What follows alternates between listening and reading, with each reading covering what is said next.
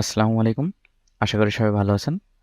তো গত পর্বে আমরা যে ভিডিওটি করেছিলাম সেখান থেকে মূলত আজকের ভিডিওটি শুরু। তো গত পর্বে আমাদের আউটপুট ছিল আমরা একটি প্যারাগ্রাফ নিয়েছিলাম, প্যারাগ্রাফের টাইটেল দিয়েছিলাম।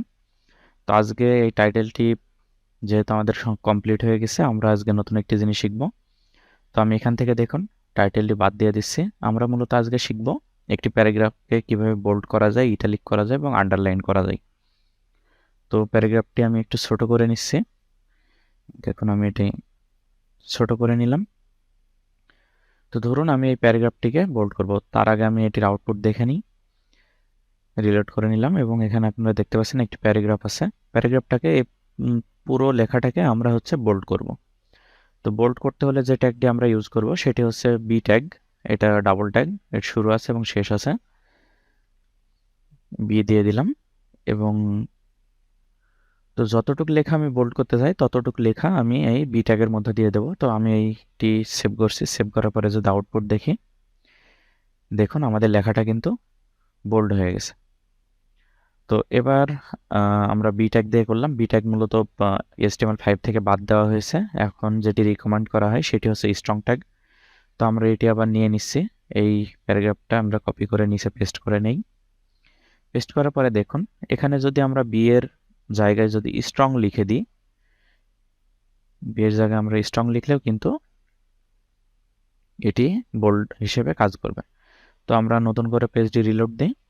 দেখুন এখানে আমরা যেটি করেছিলাম বি ট্যাগের মধ্যে এটিও বোল্ড হয়েছে এবং স্ট্রং ট্যাগের মধ্যে যেটা দিয়েছি সেটাও কিন্তু বোল্ড হয়েছে।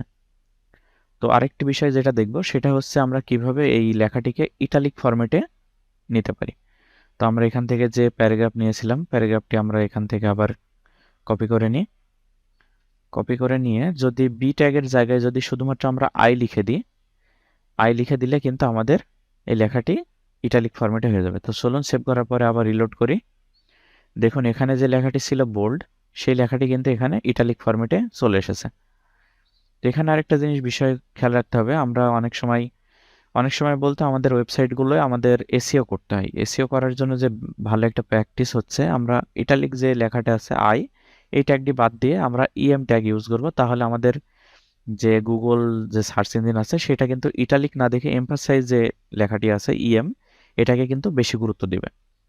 তো আমরা এখানে আবার যে প্যারাগ্রাফটা ছিল এখানে পেস্ট করে নিচ্ছি এবং এখানে আমরা যদি ইএম লিখে দিই, ইএম লেখার পরে আবার এবং শেষ ট্যাগ যদি ইএম লিখে দিই, তাহলে এটাকে সেভ করার পরে যদি রিলোড করি তাহলে এখানে দেখছেন প্রথম যে লাইনটা আই দিয়ে আমরা আই ট্যাগ দিয়ে করেছিলাম সেটাও কিন্তু ইটালিক হয়েছে এবং ইএম যে ট্যাগটা ইউজ করেছি সেটাও কিন্তু আমাদের ইটালিক হয়েছে। তো আমরা আই ট্যাগটি বাদ দিব। HTML5 যেহেতু আমরা করছি, একটি স্ট্যান্ডার্ড যে রুলস আছে সেটি ফলো করব, যেন আমাদের ওয়েবসাইটটি এসইও করতে গেলে যেন এসইও রেজাল্টটা যেন ভালোভাবে পাওয়া যায়, সেজন্য আমরা যেগুলো করণীয় সেগুলোই কিন্তু করব। তো আমরা এখানে আই ট্যাগটি বাদ দিব। এখানে আমি আবারও বলে রাখি, আমাদের যে আই ট্যাগটি আছে সেটা এখান থেকে কিন্তু আমরা বাদ দিব। আমরা মূলত আই ট্যাগ বাদ দিব এবং বি ট্যাগটি বাদ দেব। আমরা ইউজ করব স্ট্রং ট্যাগ এবং ইএম ট্যাগ। তো আরেকটা জিনিস যেটা আমরা এবার আন্ডারলাইন করা দেখব। তো আমি এই প্যারাগ্রাফটিকে পুনরায় কপি করে নিচ্ছি। কপি করার পরে এখানে পেস্ট করছি। পেস্ট করার পরে যদি এখানে ইএম এর জায়গায় শুধুমাত্র ইউ লিখে দিই এবং শেষেও যদি ইউ লিখে দিই তাহলে আমাদের এই লেখাটা কিন্তু আন্ডারলাইন হয়ে যাবে। তো চলুন এটার আমরা আউটপুট দেখি। দেখুন আমাদের যে লেখাটি ছিল সেটা কিন্তু আন্ডারলাইন হয়ে গেছে। তো HTML5 এ যেটা রিকমেন্ড করা হয়েছে, আমরা ইউ ট্যাগটি বাদ দিব। ইউ ট্যাগটি বাদ দিয়ে আমরা এটা শুধুমাত্র CSS এর মাধ্যমে কিন্তু এই আন্ডারলাইন করব। আমরা যে ট্যাগ দিয়ে এই আন্ডারলাইন করাটা এখানে করব না। তো এখানে দেখুন আমরা মোটামুটি 5টা লাইন নিয়েছি। 5টা লাইনে কিন্তু আমরা কি কি দেখিয়েছি, প্রথম দুটি হচ্ছে বোল্ড, লাস্টের তারপরে দুটি হচ্ছে ইটালিক এবং লাস্টে যেটি দেখিয়েছি সেটা হচ্ছে আন্ডারলাইন। তো আন্ডারলাইন মূলত আমরা CSS দিয়ে করব। তো এখানে আরেকটা জিনিস খেয়াল রাখতে হবে, আমাদের কিন্তু কিছু কিছু সময় ধরুন প্যারাগ্রাফের মাঝের কিছু অংশ বোল্ড করা লাগতে পারে বা মাঝের কিছু অংশ আন্ডারলাইন করা লাগতে পারে বা মাঝের কিছু অংশ কিন্তু আমাদের ইটালিক করা লাগতে পারে। তো সেক্ষেত্রে আমরা কি করব? তো HTML5 এ বা HTML এ যে জিনিসটি হয় সেটা হচ্ছে আমরা যে কোনো প্যারাগ্রাফ বা যে কোনো লেখাকে কিন্তু নেস্টিং করতে পারি।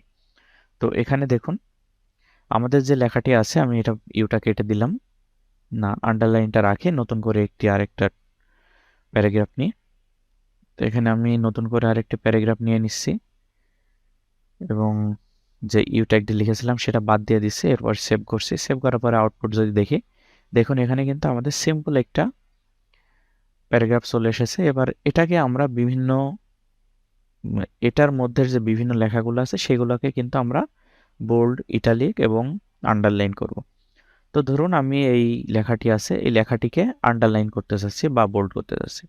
তাহলে এটাকে যদি বোল্ড করতে হয় তাহলে অবশ্যই আমাদের স্ট্রং ট্যাগটি ব্যবহার করতে হবে। স্ট্রং ট্যাগটি ব্যবহার করার পরে এটা আমি এখান থেকে কপি করে বা কাট করে নিচ্ছি। যতটুকু আমি আন্ডারলাইন করতে চাই বা স্ট্রং করতে চাই, সরি এখানে স্ট্রং করছি যেহেতু, আমি যতটুকু লেখা স্ট্রং করতে চাই সেই পর্যন্ত কিন্তু স্ট্রং ট্যাগের মধ্যে দিয়ে দিব।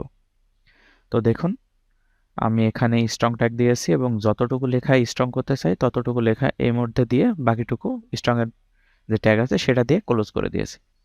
তো এটাকে যদি আমরা সেভ করি, সেভ করার পরে যদি আউটপুট দেখি, তাহলে দেখুন আমি যতটুকু লেখা স্ট্রং ট্যাগের মধ্যে নিয়েছিলাম ততটুকু লেখা কিন্তু স্ট্রং ট্যাগের মধ্যে আছে।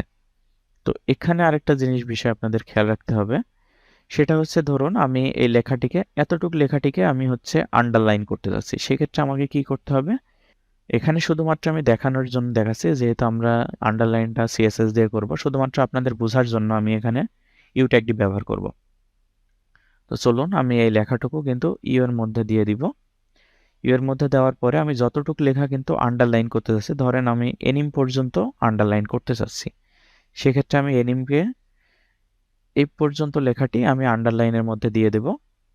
দেওয়ার পরে আমি এটি সেভ করে দিব। সেভ করার পরে যদি আউটপুট দেখি, তাহলে দেখুন আমাদের যে লেখাটি ছিল, বোল্ড লেখাটার মধ্যে এতটুক লেখা কিন্তু আমি আন্ডারলাইন করতে পেরেছি। তো এখানে দেখুন আমি এখানে স্ট্রং ট্যাগ ব্যবহার করলাম, স্ট্রং ট্যাগের মধ্যে পুরো লেখাটি দিয়ে দিলাম এবং ওই লেখার মধ্যে আমি কিছু অংশ আন্ডারলাইন করতে চেয়েছি এবং সেই অংশটি কিন্তু আমি ইউ ট্যাগের মধ্যে দিয়েছি। এবং এই আন্ডারলাইন যে ট্যাগটি আছে বা আন্ডারলাইন যে লেখাটি আছে সেটা যদি আমি এবার ইটালিক ফরম্যাটে করতে চাই, তাহলে কিন্তু আমাদেরকে ইউ লেখাটাকে আমরা অথবা এটাকে শুরুতেও দিতে পারি আবার এটার মাঝেও দিতে পারি। আমি যেহেতু পুরা লেখাটি করব না, আমি ধরুন এখানে সেম পার্ট যে লেখাটি আছে সেটুকু শুধু আমি এমফাসাইজ করব। তাহলে এটাকে আমি ইএম দিয়ে দিলাম। ইএম দিয়ে এটাকে পরে যে ট্যাগটুকু আছে সেটা কাট করে নিয়ে আমি এনিম যে লেখাটা আছে সেখানে পেস্ট করে দিলাম। দেওয়ার পরে এটাকে যদি আমি আউটপুট হিসেবে দেখি, তাহলে দেখুন এখানে আমরা পুরা লেখাটি করেছিলাম বোল্ড, তারপরে একটা আন্ডারলাইন করেছিলাম এবং শেষে যে এনিম লেখাটা আছে সেটাকে কিন্তু আমরা ইটালিক করেছি। তো এখানে যে বিষয়টা আপনাদেরকে অবশ্যই খেয়াল রাখতে হবে সেটা হচ্ছে আপনাদের যে সিরিয়াল ট্যাগের যে সিরিয়াল সেটা কিন্তু মেনটেন করতে হবে। দেখুন এখানে আমরা যখন পি ট্যাগ দিয়েছিলাম অবশ্যই পি ট্যাগটি লাস্টে হয়েছে এবং পি ট্যাগের মধ্যে আমাদের স্ট্রং যতটুকু করতে চেয়েছি সেই স্ট্রংটা কিন্তু করেছি। স্ট্রংটি করার পরে দেখুন আমাদের যে আন্ডারলাইন করেছি সেটা কিন্তু স্ট্রং ট্যাগের মধ্যে করেছি। এখানে কিন্তু স্ট্রং ট্যাগের বাইরে দিলেও হতো, কিন্তু আমরা স্ট্যান্ডার্ড রুলস যেটা আছে সেটা ফলো করব। আমরা নেস্টিং করার জন্য যেহেতু প্রত্যেকটা ট্যাগের একটা সিরিয়াল আছে সেই সিরিয়ালটি মেনটেন করব।